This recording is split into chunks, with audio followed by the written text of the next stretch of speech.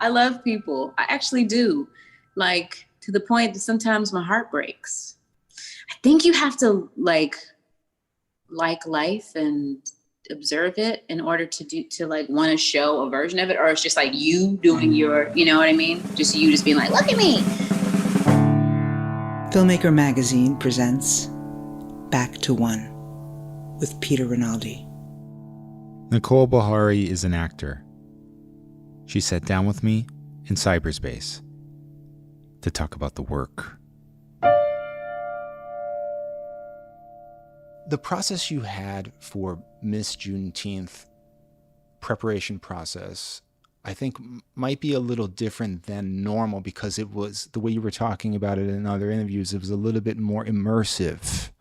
But what do you typically need to have done before the first day of shooting?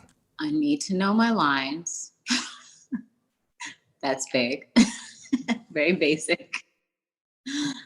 I need to have a sense of where and how this person moves in their body, where they move from, like their center of gravity kind of thing, or how they lead physically. I need an idea of the leash that the director's imagination is, like how much they'll let me dance around and figure things out, or if they have a very specific, that's something that you kind of gauge while you're in prep. Yes. And then maybe, play with while you're on set, but you don't want to freak anyone out. Some people are like, go for it. And some people are like, oh, no. You breathe at the wrong place. You're like, yeah. So you have to sort of, I like to get a gauge of that so that I don't bristle when I'm working. I'm like, oh, that this person wants to keep it. And then there's the book work, character analysis, like actions and intentions and all of that stuff. I feel like almost goes without saying, right? Those things. I actually do all of that, all that stuff. But a little birdie told me that you do journaling. Okay, but that's the actor. That's the intentions and all that stuff. Why? Not everybody does journaling. I mean, the journaling. But here's the thing. I mean, you just said. Here's the other thing. It's different every time, right? It is every job, and also every character, every person you step into, and like every also the circumstances. Did I get 3 days to prep this, and then I had to fly out? Did I have a month? Yes. Did I have a few weeks? Especially with like doing smaller parts on television, sometimes you get like, oh, this thing is shooting in 2 weeks time. And you know what I mean? And they're doing rewrites. So I don't get to do all those things. Those are the basic things. But yeah, when I have a little bit more time, and sometimes even when I'm on set, I will journal to sort of get into the head of the person, and not necessarily about, what's happening in the movie. Just like, mom did this to me when I was a kid, or I love this new recipe I found, like in their voice. Yes. Or whatever. And I just find that helpful. I used to love improvisation when I was in theater school, so that's like, because you're on set, you can't just ask the other actors to improv. Yeah, let's do a scene. Let's do an improv. Let's come on, let's start riffing. Everybody's not with that. Everyone has different processes, so it's almost like personal improvisation. Like where does this person live? How do they? What's their turn of phrase? All that kind of stuff. What is their, even down to like what their handwriting might look like. Because I've seen your work and I know it pays off. Like Turquoise is a different person than this person I'm talking to right now. It's a transformation. And I knew what I was dealing with in the first 30 seconds of Miss Juneteenth. When you're looking at the tiara, there's a universe of stuff going on in your face about what this means. And I heard you say, I don't know how to talk about faces, but there is. Man, this face has got me in so much trouble in my life. Someone's like, I know you don't like them. How do you know? Your face.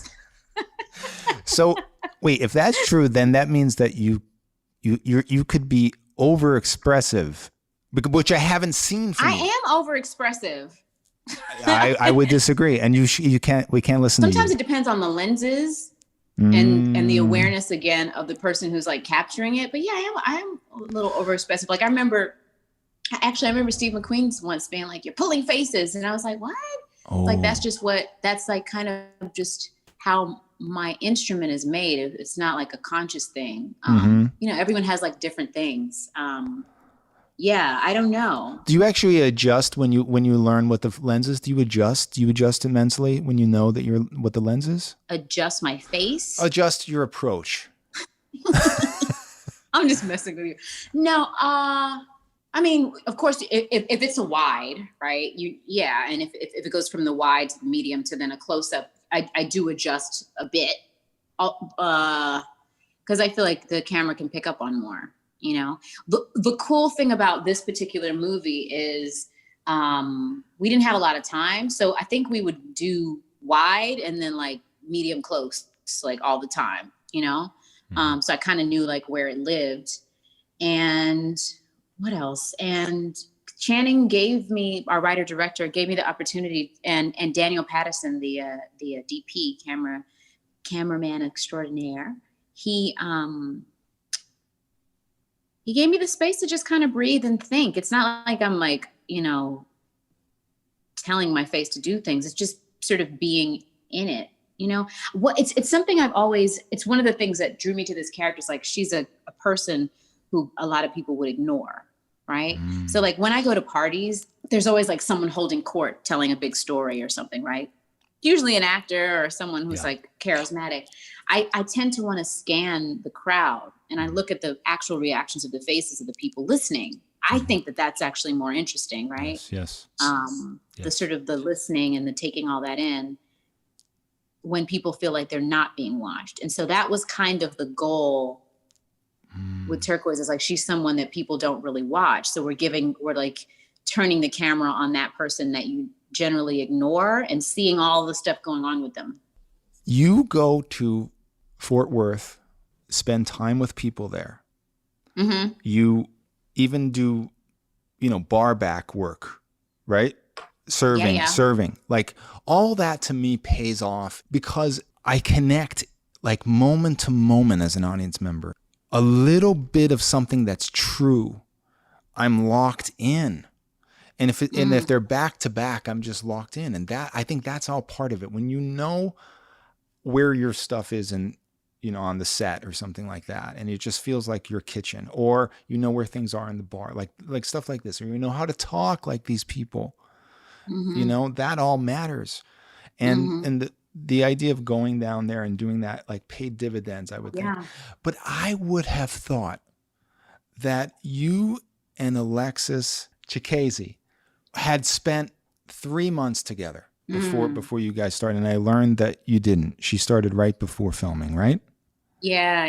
I was like, just talk about this a little bit. How did that work, where you guys seem like you're settled into this relationship so solidly, and so much back work had been done to create this relationship and to create this just shorthand feeling in the moment, in a similar way to the way I'm seeing you when you're alone or in other scenes doing all of this work that feels like you're right there, part of this community? Alexis, who plays my daughter, we didn't get a great deal of time together. She was just hired. It's her first movie. Can't believe it. We did a read while we were in Texas, and I could see that she was like really lovely. Of course, nervous, right? She's reading, the movie is clearly happening. But she had a confidence, a sparkle, a kind of an innocence. And once she was hired, you sort of make this decision, like, I keep thinking this, and I hope you and I talked about this. I hope that this doesn't sound like I'm being an asshole, but like wanting to guide her or soften her transition into the carnival of crazy actor performer, like this world.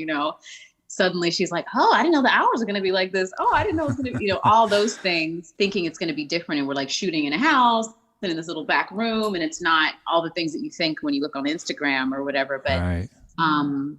And also the nerves, just sort of grounding for her. It was a parallel to what my character wanted for her daughter, right? She wants her to do well. Yes. She wants her to feel comfortable and protected. And so all of the things that I wanted for her as a young actress, oh, that's interesting. Yeah. the mother wanted as well. And so I just had to really give over to that, to like, wanting for her to do well and do everything I can, even down to like, there are moments before we would shoot where I could tell she was in her head about like lines and stuff. And we would just like sing a song and dance. And then we're coming, and she's like coming in, like, oh, stiff, come on, let's just, wiggle and like do some things that probably are very theater schooly, but we do them in theater school for a reason, right? So just doing things like that, it's like, oh, this is fun, we're playing. And then you're seeing us sort of getting to know each other and appreciating each other. And then also, I'm older than she is. There's a dynamic of being sort of like parental and seeing the beauty in someone that's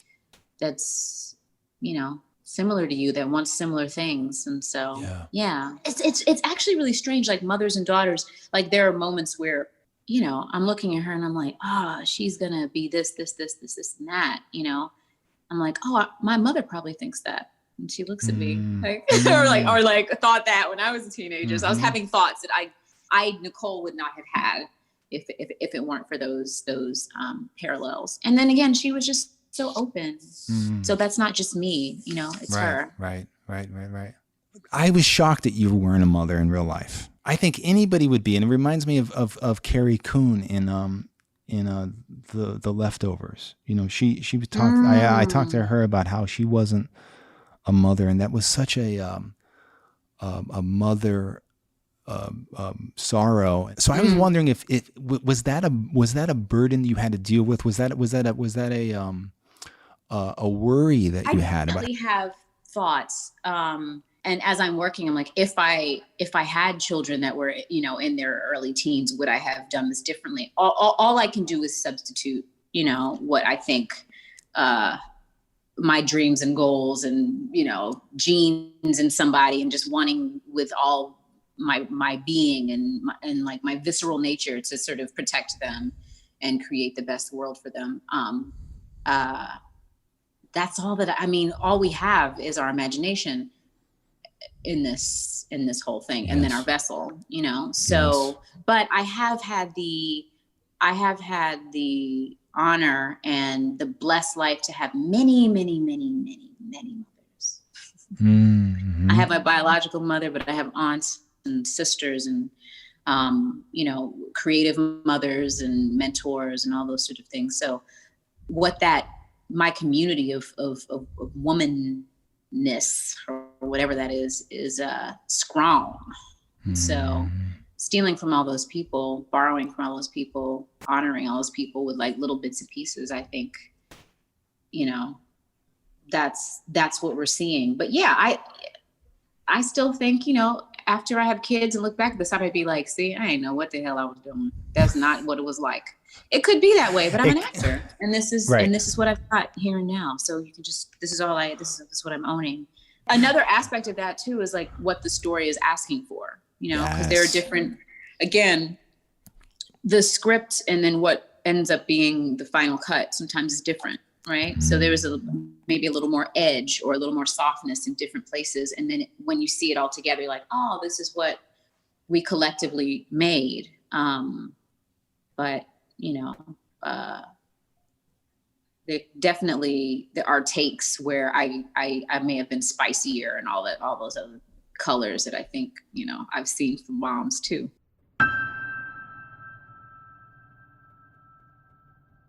What does this mean that you mentioned it here, and I heard you mention it in other interviews, this idea that you were given this opportunity to do something in this movie that you weren't able to do in other movies or other TV shows. The idea of living in the frame and being able to breathe. I see. Yeah. Like when did you first realize that was going to be true, and how did that change your actual being there when you were realizing that you were actually going to be able to do that, and it wasn't going to be about like advancing the story every single second, or hitting marks of not just physical marks, but like marks in terms of you as a storyteller. You know what I mean? And like moving the pace. Yeah. Maybe on like the first or second day, it felt docu-style, if that makes sense. Yes. It was like, I know what I needed to do, but it was like, just move through it. And then if I needed to pick up the pace a little bit, she'd be like, just, like pick it up a little bit. But actually I was so accustomed to making things happen quicker. Like, that there were a few times she was like, you're kind of rushing through that. Interesting. You can just kind of linger and actually get there and just like chill for a second and, look, let her wipe the counter or something. And I'm like, it's going to take forever. How long is this movie going to be? What's going on here? Yeah. But after a while, you give over to it. That's not my responsibility, right? To be determining the cuts or whatever. And then there's a kind of freedom, and it's akin to what it feels like also in the theaters. Like you just get to like own the space. I don't know. I don't know. Yes. Earlier on, I realized that like, I can linger, and then she was just like, we'll edit, we'll figure it out, but just, kind of just be and spend time with some things. And then there were different moments that were more energized and that needed some pace. And I was happy to do those things because that's also what I'm accustomed to. But right. There are some moments, like there's a scene on the porch where she's just smoking. Turquoise, my character's just smoking a cigarette and just like looking out. And I've never done anything like that, like just a long shot zoom, just thinking and looking and feeling it all. And it can be very vulnerable, kind of naked, but also, the reason why we do this, like you get to somewhere inside, you want to be seen in some way, right? Or share a little bit of your stuff in this character. So, yes. But she was, the entire tribe that was down there working, this is a labor of love. It was a tiny film. We kind of had the space to breathe. In a way that I haven't experienced. And I think it has changed my, I've shot a few things since. And I think even when I've gone back to like the quicker, action things or whatever, allowing myself more of that within the confines of say a shorter, cross or a shorter interaction with someone has been really helpful. So that's actually changed my process in a way. That's interesting. And I also wasn't sure how much of it was going to come across without talking. There's a lot of not talking. And I was like, this is going to be boring. No one's going to know. Yeah, no, I would understand thinking that, but. Yeah, you're just going to do it. Yeah, but this is the kind of movie like that I love. That's why I appreciated that. I appreciated those moments, and I appreciated that, that storytelling and just the idea of the grayness of these characters too. Ooh, that it all goes with that. Yeah, absolutely. That's something Kendrick plays Ronnie, yes, her husband, and he makes some choices that everyone's like, you can be sort of on the surface. He's an awful guy, blah, blah, but he makes a choice to invest in a business, and she's like trying to buy dresses. Yeah. Yeah. And the way he is with actually really sane. Yes. It makes a lot of sense. Yes. So it's funny that he could be the bad guy, but the truth is, it's a very level-headed choice, even though it's a betrayal. So it is so gray, and my character's choices aren't always the best or make the most sense. And I just love that. Like no one's a good guy as the protagonist. I'm not like clearly the moral high ground or anything like that. Everyone has so many different colors, including the mother. Yes. Turquoise. Yeah. And I was thinking how much of a different movie this would be if your character didn't win Miss Juneteenth, came in second, and wanted her daughter to win it. That would be so much more cliche, kind of like,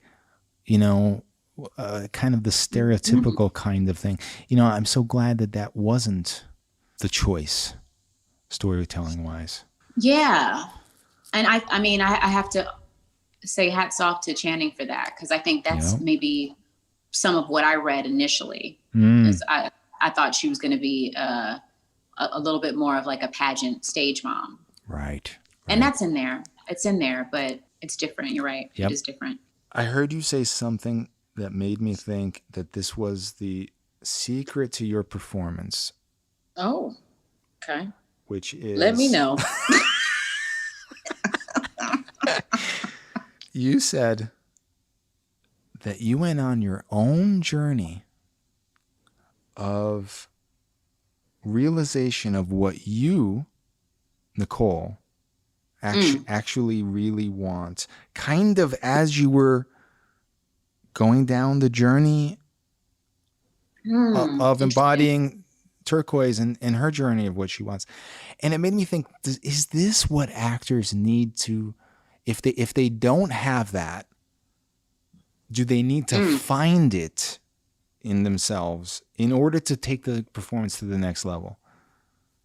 I don't know, man. You see, it's like, it's a bunch of different things, right? Because you're talking about acting, but then also like just being a human being. So the way in is like the questions that you ask, and the same thing with your life. I can't play a character and be asking myself these questions as her, right? Like, what do I want? Do I want to be with this guy? Do I want this? Do I want more? Do I want? And I'm asking these questions as her, and that they don't have ramifications in my personal life. And I end up asking myself the same questions. So that's kind of, it was, you have to ask the same questions, or maybe I haven't in the past, or I feel like I have, but as you're asking those questions and there aren't really ever really answers, you're just kind of like a walking question. Yes. You're just trying to figure it out. Like that's what the character's doing. Isn't that middle ground where the magic happens? Like in that questioning, in that, like, isn't that where the magic is? I don't know. I think being in the limbo and a nebulous cloud of I don't know kind of sucks. That's what we all want to like. Yes. We all want the answers. So yes, I don't know. I mean, maybe that's why I'm fascinated watching it, or watching these performances that are laying in that. Yeah, I don't know. It has an energy. I don't know. I know that there's a theme, which is that sort of not knowing. The title is Juneteenth, right? Which is the 2.5 years after the Emancipation Proclamation. Right. The Union soldiers came down to tell the enslaved in Galveston, Texas, that they had been freed by the Emancipation Proclamation 2.5 years before, right? That limbo of being free, not knowing it, finding that you're free. What do you then do with said freedom, kind of thing? With the world that we live in, now seeing the different protests and all these different, and people on both sides trying to figure out what they're allowed to do with their freedom or their rights, who has more audacity and who wields their freedom in different ways, or their citizenship or their rights. And I think, again, not knowing what the answer is, but trying to navigate the questions, that's kind of where I'm at, or where some of this performance, I guess, did lie. But I don't know if we ever really get any answers.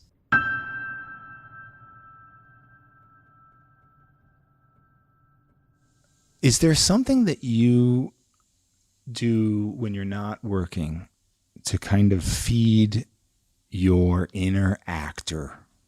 Oh, yeah. I love people. It's just real. I love people. I actually do.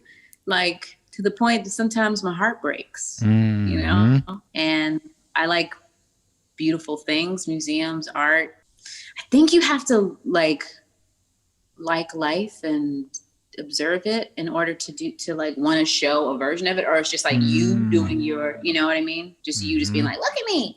But like, I actually, love people, fills my well. I love my family, friends. I even kind of actually love the people that are supposed to be my enemies. Cause it's like interesting, and it brings things up in me kind of thing. Yes. Teaches me things. So yeah, I think the biggest thing is like, even when you're like, what's the key to working with Alexis? Like, I love her.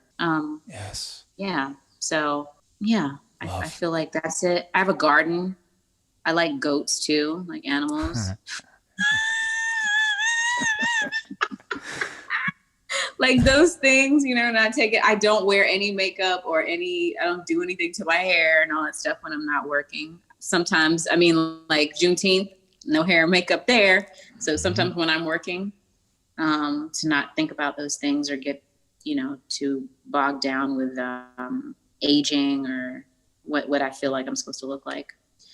And I think that those things fill the well so that when you're back on set, you just, you know, and then actually trying to enjoy being on set. The hours are sometimes, I think that's something that we should really talk about is like, I think that's the hardest thing is maintaining the focus when you think you're going to work and then you're waiting. And if it's, you know, the different levels of the scene, sometimes being on set and just, I heard like Helena Bonham Carter talking about like she has like a bunch of tea and snacks in her trailer and like games and so yeah, that's honestly one of the hardest parts. It's like you come to work, you got all these ideas, and then 18 hours later, you haven't shot. You know what I mean? It's like you're exhausted. It's like how do you work with your energy and like time and your metabolism and all that stuff?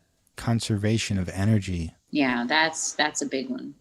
But speaking simply as an audience member here, not like somebody who is happy about representation, which I am, but as somebody who just needs and wants stories like this, who is able to relate to Turquoise as a 46-year-old man in New York City. How is that? Like that's magic, you know, and I think we both believe in it, you know, but seeing a film like this and seeing other films lately of voices that I haven't heard in my 46 years. You know, I've been realizing that I've been cheated out of voices.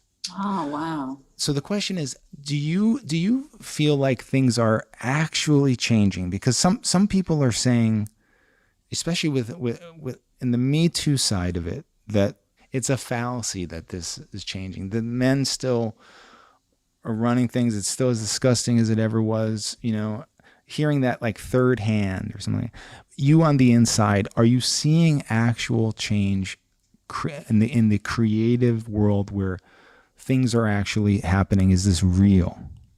First of all, what you said about being cheated is such an interesting and beautiful way of putting it, like the perspective there. One of my favorite things as a kid was going to Blockbuster, and like we got to pick our like one movie each kind of thing, me and my little brother. And I would always, you know, pick like a random indie or like a foreign film or something. And, you know, so I think we have that in common, that like those going on those vacations and those rides and going to worlds that you never get to see is such a gift. It does something for our humanity, just for our worldview. And it's just fun. It's probably good for your brain too. Yes. But yeah, in your heart. But are things changing?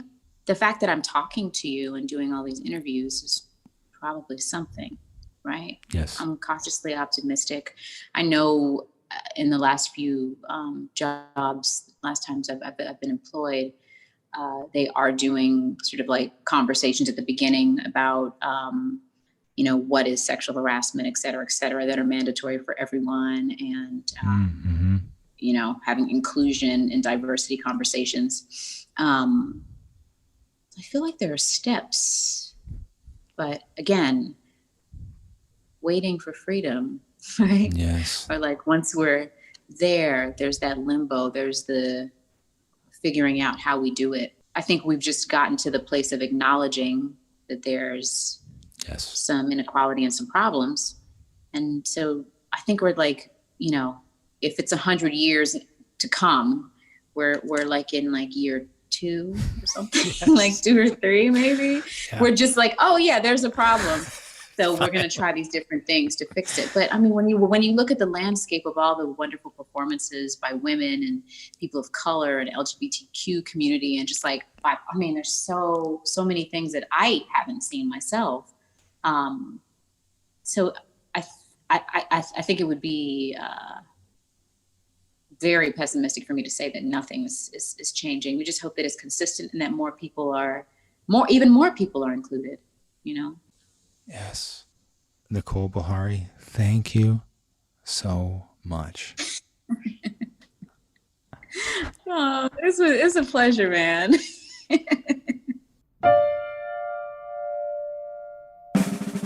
Back to One is a production of Filmmaker Magazine, which is a publication of The Gotham, formerly IFP. Listen to back episodes of this podcast at filmmakermagazine.com or wherever you get your podcasts.